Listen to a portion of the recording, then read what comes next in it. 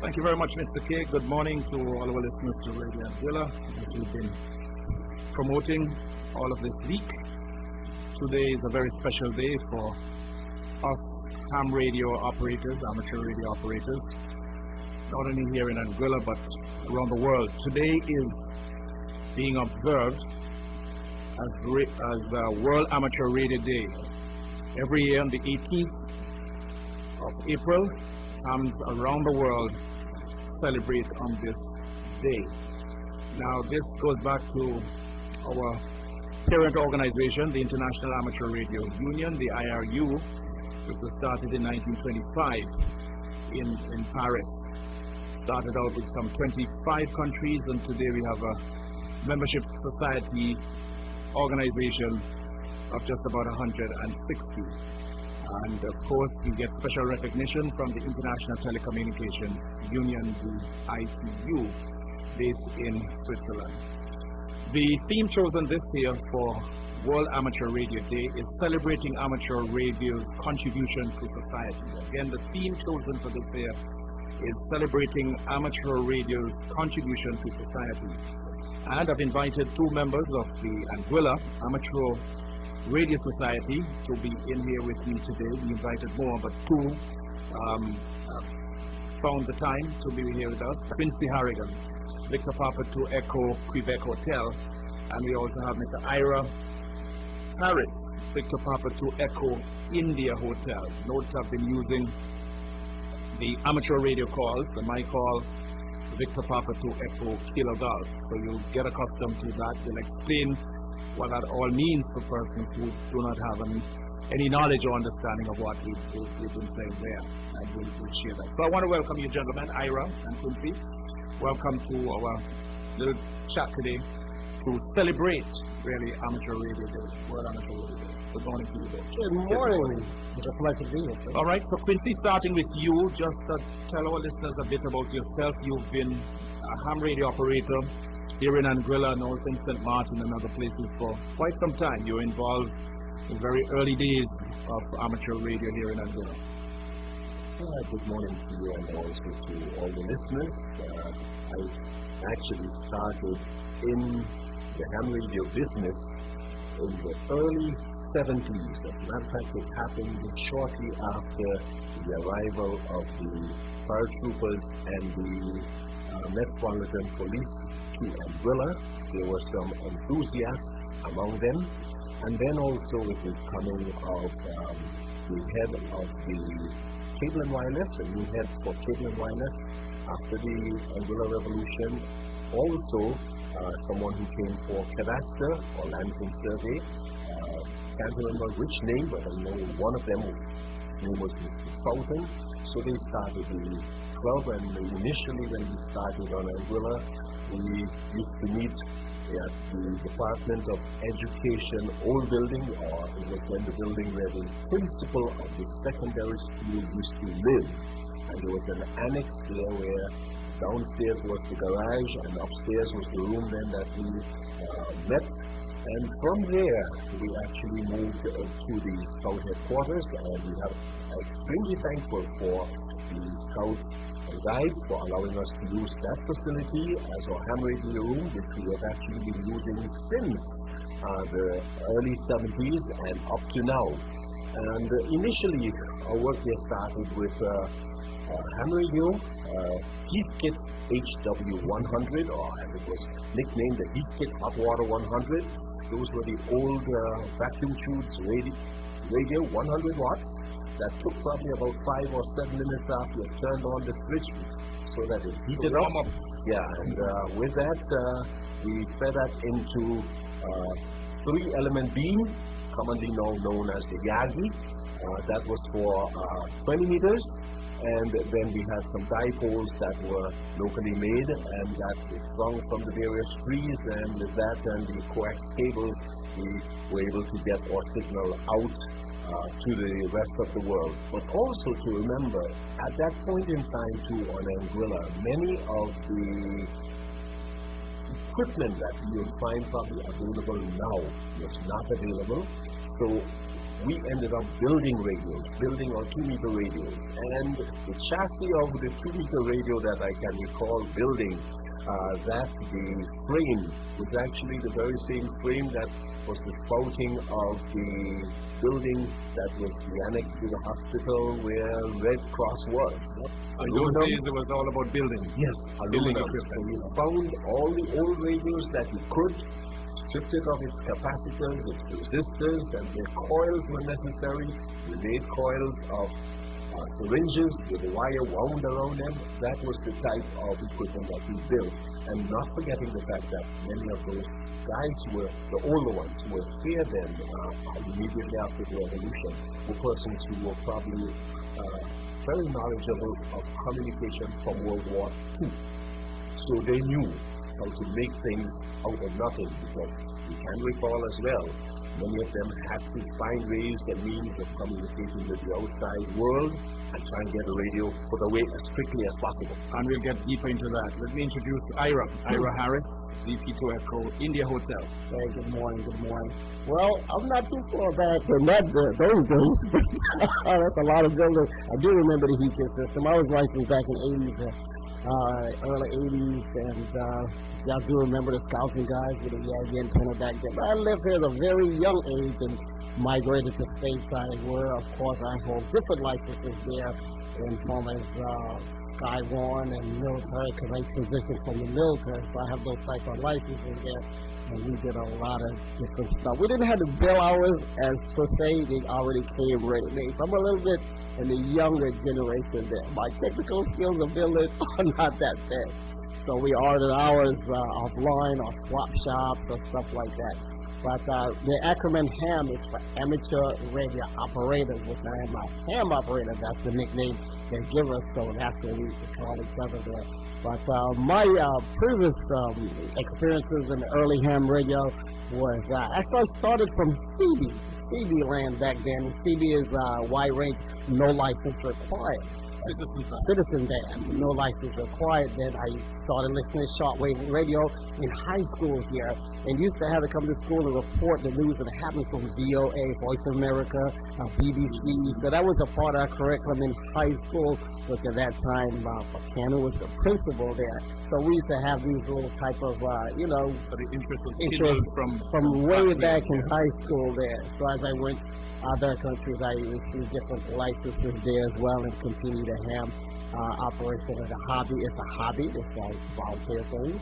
And stateside, we do different type of aspects as far as reporting weather, which we call Skywarn. What a part of that. We had REACT members, which we work in the community as far as law enforcement. And because around the holiday season from Thanksgiving to January is when the highest peak a season when crime goes up. So ham radio operators that walk through the mall where they handy talkers on a little radio, and they report things back to law enforcement, what's going on. So the law enforcement doesn't have eyes, but they utilize their community service as far as you have neighborhood watch, ham radio operators are there. So ham operators come from a wide variety of different aspects of different gender, race, or type of people. All right, Ira, thanks for that. We want to zoom in a bit now on the theme chosen by their international body, the International Amateur Radio Union, which, as I indicated, was started in Paris, formed in Paris in 1925. And the theme chosen this year is one I think that's so appropriate: celebrating amateur radio's contribution to society. Quincy, amateur radio's contribution to society. Let's bring it right home to Anguilla. Well, bringing it right home to Anguilla means focusing on the issues that we encounter during disasters. I can recall in those earlier years, I'm not a spring chicken, so I can't fully remember all of the names and so forth, but I can recall the hurricane that struck Dominica and also one that struck Jamaica in those earlier years. And persons, Ivan, and one I think was David. And persons were in Anguilla unable to make contact with families over in those islands and found themselves coming to the ham radio clubhouse, and there we were able to make contact with other ham radios operators in those countries, and were able to transmit information to them.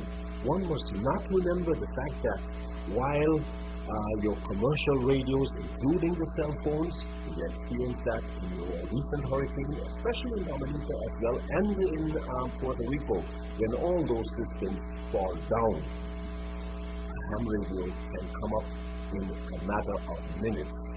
What happened with me, I literally found a PVC piece of pipe, was able to string the top of my dipole antenna on that, carry it to the last remaining portion of my pine tree, tie it up to that, take my radio from my Radio Shack, put it on the porch, run a wire from that to my car battery, and voila, in a couple of minutes, I was up and running.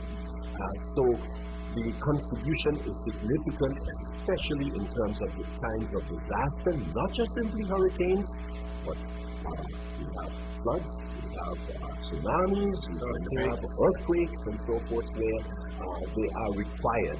And we know, for example, in Dominica, there were ham operators who went by boat once the storm surge had subsided, went by boat with their equipment voluntarily to Dominica, into the hinterlands and so forth, where they were able to bring the information out to the world about what had happened in Dominica. Ira, you want to jump in on this as well? Well, I won't go that far back, but I'll go as far as current situation here in Angola.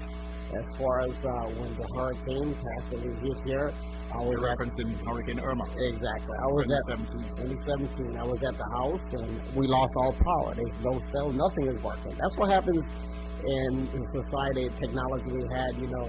That's nothing against the wireless communications, cell tower, but they do fail. They do fail. That is the nature of the thing. They do fail. So basically, my personal experience lately was that in the house, and I had my radio. It's a small little radio, and it can work. For those who don't know, we call them a mobile radio. It means you can put them in and out of a car, and they can work on a 12 battery. So having that, I was able to connect that to, I lost my antennas during the storm, so I had to do the same thing Quincy did. Had to go out there and put a wire. Wire is a little 14 gauge. You cut it, and you have it to specifications to meet a certain requirement for the band I'm operating on. Stuck it up in a tree, was able to get out and talk off the island to different hams in a different community. So now with 3 marine batteries. So bringing that to say, we had to get in touch with the ERC, which is the Angola Emergency, National Emergency Operation, and at that post, no antennas presented itself because it was the hurricane that just hit. So we went out there, myself and another person from the EOC, in the rain, pouring rain, in the raincoat, and we had to makeshift some antennas up there, cut them, saw them. This happened outside in the rain. So we were able to get a communication going from the EOC to be able to then communicate to different islands and different people, letting us know that we were doing fine, everything is okay.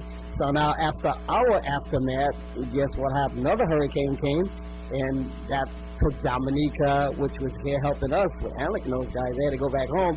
So now we had to run communication from the EOC out there into sending messages, which we call moral welfare messages, to family members. So that was aired on different radio stations. If you had any message, contact me, we'll see. So we had hams that was in from St. Vincent. We went down over to Dominica. This was a couple years ago. Dominica with medical supplies and everything. So we was coordinating the logistics as far as, you know, how much supplies is going there, what plane and flight they're going to be taking. And also always done from in the EOC, ham radio operators, back over to Dominica and the positions of what plane is coming in, what's the cargo, and where they're going to be at a certain time. So a lot of stuff was being done behind the scenes when there was no communication at all coming out of these islands. The importance of ham radio. We've been joined by another ham radio operator here, Eric Paul, Victor Papa to Echo Papa. So we want to welcome you, Paul. Welcome to this chat on World Amateur Radio Day. Happy World Amateur Radio Day to you. Good day to the listening public. My name is Paul, as you said, My call sign is Victor Papa to Echo Papa. Good day to one and all in the studio this morning. All right, we're glad to have you. Yes, you're hearing about the importance of amateur radio to the society. It's keeping with our theme chosen this year by the international body, celebrating amateur radio's contribution to society. We heard from Quincy, and also from Ira, Paul has just joined us about the importance of the amateur radio operators in Anguilla. When everything else fails, the radio operator, ham radio operator, will be able, and we've proven this time and time again, to get a message. If it's even one message to say, look, we're in distress, we're under the gun, we need help. The ham radio operator, by the simple use of a piece of wire strung up, a car battery hooked up to our radio set, boom, we get a signal out, either through Morse code or via voice. Now, the Anguilla situation, we have a small ham community here in Anguilla, although we have a number of hams listed on the books with the telecoms officer. They are only a very small portion who are active. When I say active, who have equipment and who are regularly on the air communicating with other hams around the world. Ira, I'll throw this one to you. For the person who don't know, and we realize that a lot of persons here in Anguilla simply do not have any knowledge or understanding of amateur radio.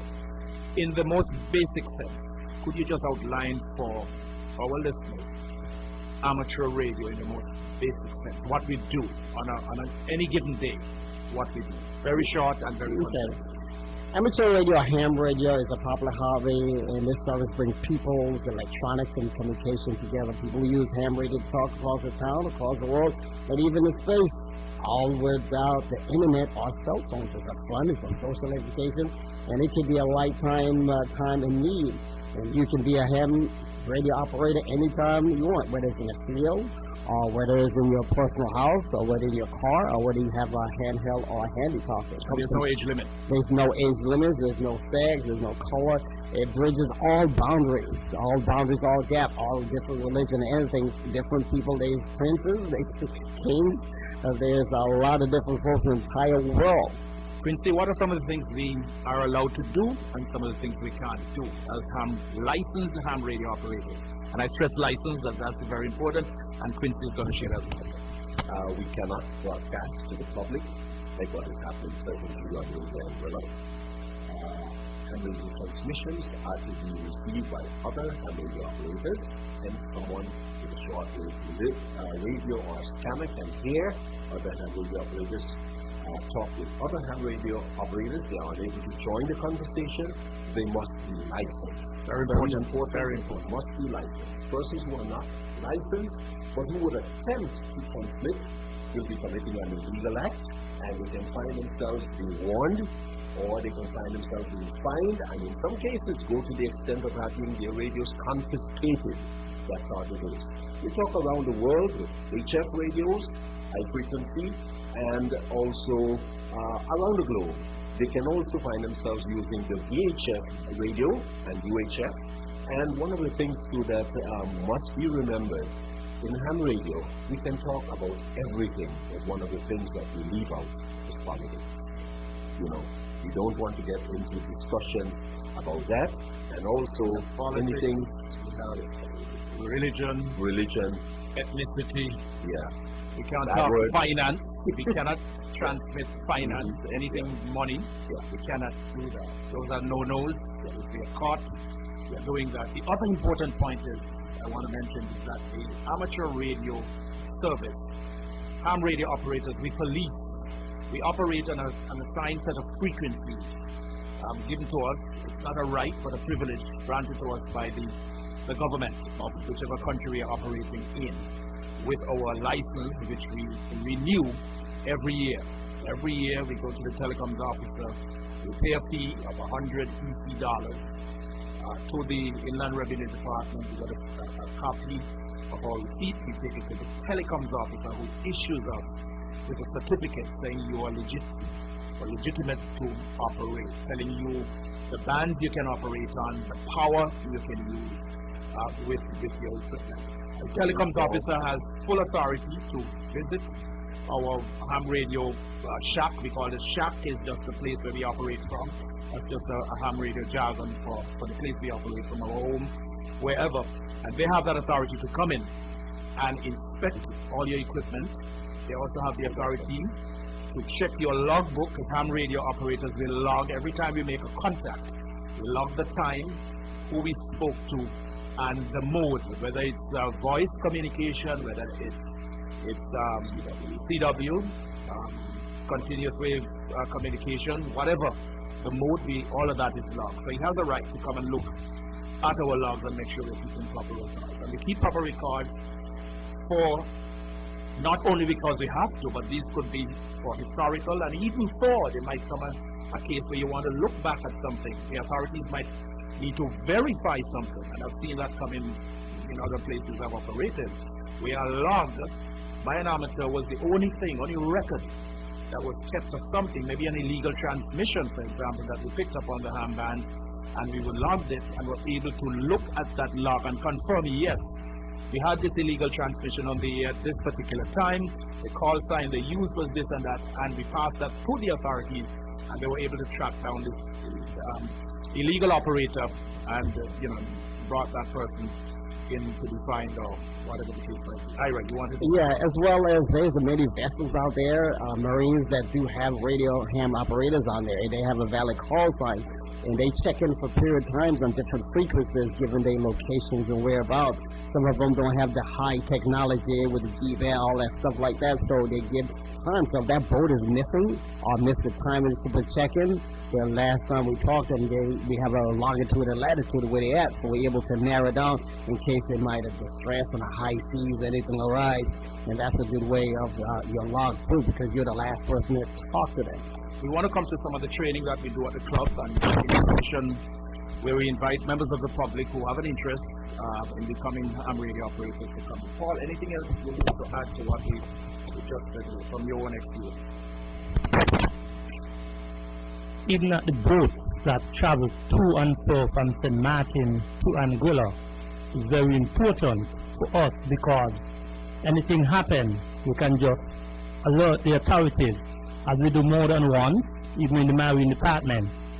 We might be monitoring and hear something, and a boat might be in distress, and we just decide to call those in authority to do some assistance. So that's one important of amateur operator. Quincy, in terms of the training. Before I get to the training, I can also add that we are not broadcasting on the marine bands. So when we pick up the information, we take up contact with the authorities and inform them what we have as so important. And the other thing that I wanted to make reference to, you mentioned of the fee of $100. I can recall when it was just $13.50. So that can tell you how long ago that has been. In my home country, Montserrat, it's $9.60. I don't know if it's changed, but that was many years ago. And also with the record keeping, besides that, the persons who you communicate with will also send you QSL card, and I walk with a sample of one. And on that, you also have to record the time you have contacted them, how their signal strength was, what equipment you were using. So your record is important now to be able to fill in this card when you are returning it to them, so that they have a record that they have communicated with you. The basic training that we carry out at the club. The basic training includes the knowledge of ham radio and electronics and so forth, so persons would know all that is necessary for you to be able to pass your license, which includes electronics, basic electronics, antenna, how the radio operates, also dealing with the courtesies of ham radio operation. And the telecom laws as well. And the telecom laws, we don't do like the CVs would have done. You hear somebody talking and you say break, break, and this type of thing, that is something of the past. You don't get into ham radio immediately when that happens. We know that the person we came from the CD world into the ham radio world.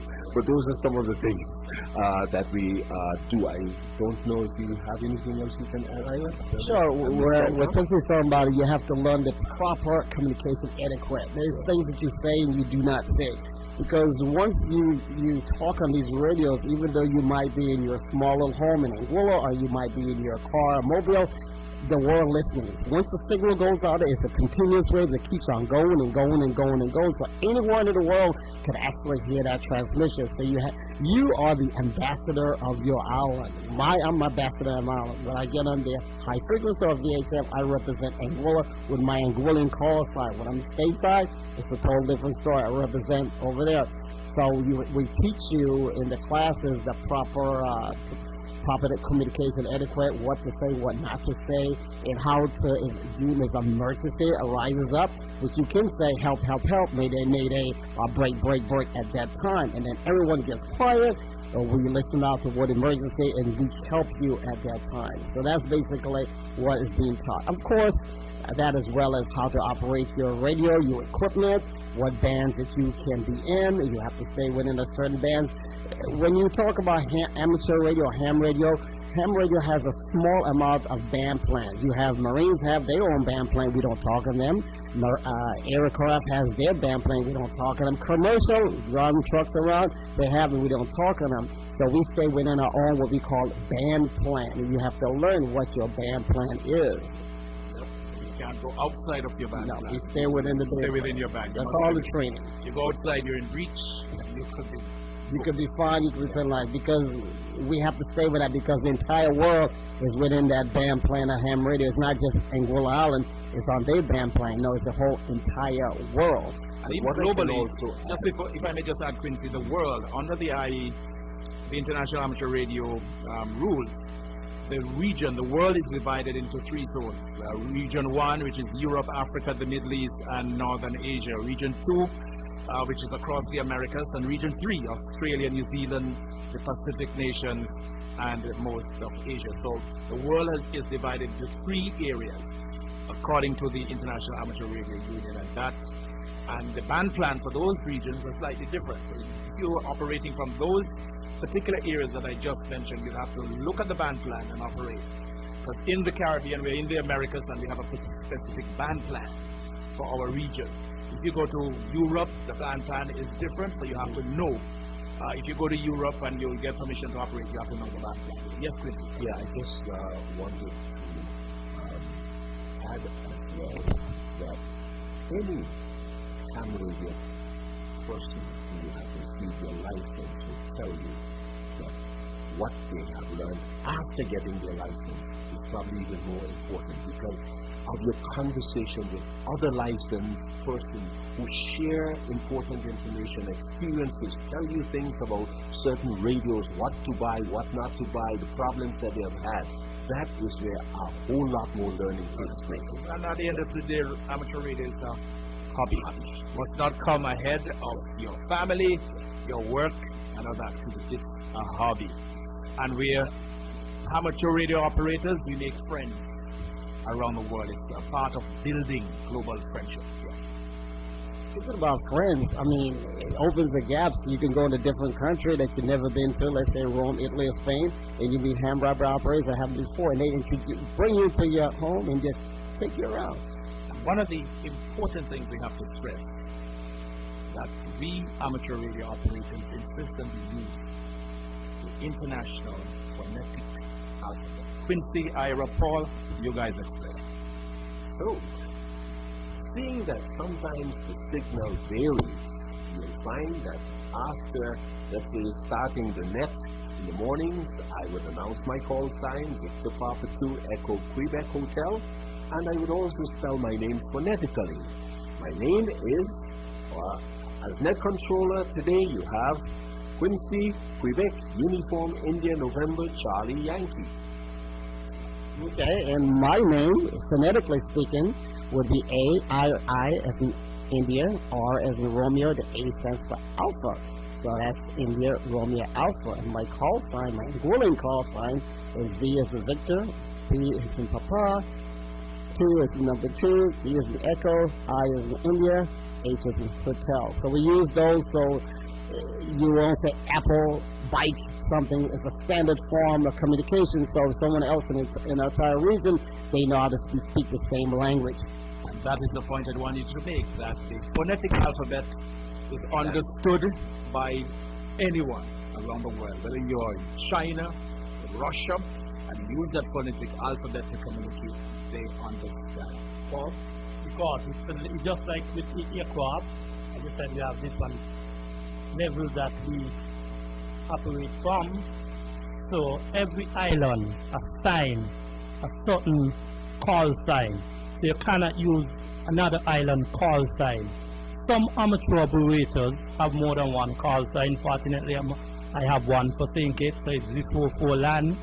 So every island, just like when you see on the aircraft, where they register, they have that first either 3 letters or letters with numbers, letters and numbers, so you know where they are registered. So it tells you right away, you can look at it and know where it's coming from. Yep. Just like it says mine is Victor Papa to Echo Papa and remain that phonetic alphabet.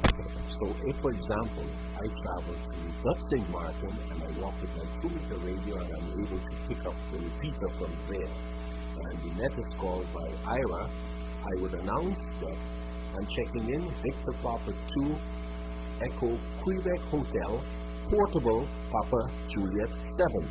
That is to say that I'm using my Anguilla call sign, but at the moment I'm operating from St. Martin's, and you have that PJ7, which is the call designated for St. Martin, St. Martin. So Annette, for you good listeners who don't understand the terminology, Annette is a group of amateur radio operators that meet on a frequency of a specific time, and we hold a group forum, a discussion, or we check in with traffic or with or without traffic. It's a thing that we practice. So in case there's a hurricane or a disaster or anything comes around, we're able to pass messages back and forth using the simple format. And here's a bomb. I don't think many people know this. Long before we had the WhatsApp and the emails, ham radio operators were well ahead of all of this. We were doing this long before. So that's just a little one for you. Radio operators, ham radio have been leaders in the communication field. So long before the WhatsApp and the emails, ham radio operators were ready, passing traffic, passing information via similar means, long before this came into the wider world and community. So we're leaders in the industry, all of it. And even for the time when I was actually doing my teaching training in St. Lucia, at a time, my wife, well, my girlfriend then, my wife now, she was actually studying in Jamaica. And there was the assistance of some of the ham radio operators at that point in time who would link the radio with what is called a phone patch and allow you now to be able to speak to somebody in another country, you know. So there were ways of communication to bridge the fact that cell phones were non-existent at that time. And we are all keeping with our theme for World Amateur Radio Day today, celebrating amateur radio's contribution to society. Go ahead, Ira. Well, our contribution to the society is that we need extra bodies to become ham radio operators. We're looking for some young blood, for folks who have a desire to see what this is all about, to get involved, because you're going to be the eyes and ears of the community. And not only that, in case of disaster, you know, we need to get the word out. The more operators we have to pass the word that we're okay, or if another island has disaster like Puerto Rico, like Dominica, like Anguilla, like the islands that are affected in a hurricane. We do live in a hurricane belt, and guess what we have now these days? Earthquakes! So we need folks to be able to get trained, get into how to be able to, you know, speak out and make sure that we get the messages passing back and forth. In case all communication will go dark, as we call it. Linkages and collaborations. The link now with the formal link, I should say, with the National Disaster Office. Yes, we have a signed MOU with the Department of Disaster Management, which basically also means that once we are carrying out training, we invite them to be part of the training, and if they also will have training for their personnel that they are of the opinion it's useful to us, that they would inform us, and we also then would participate in that type of a training. And as was the case with Hurricane Irma, when there is the necessity for additional manpower to help man the radios, and they do not have it, we are willing and able to do that as well. Also, I can add that we were approached by the Hurricane Shelter Committee with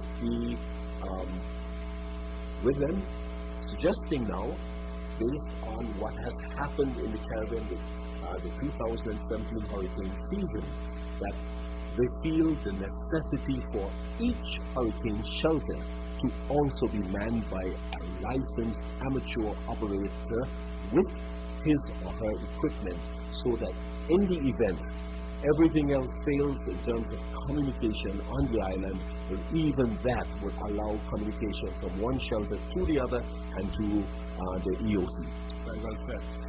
Regionally, Ira, our Caribbean nets, and talking daily with our Caribbean brothers and sisters. Well, regionally, I run the nets in the morning and sometimes in the evening as well. Twice a day, we have the Caribbean Emergency Weather Net, which brings weather from the different, every island has a different type of weather. They experience, we share that type of information back and forth. We also have another net, we call it the Friendly Net.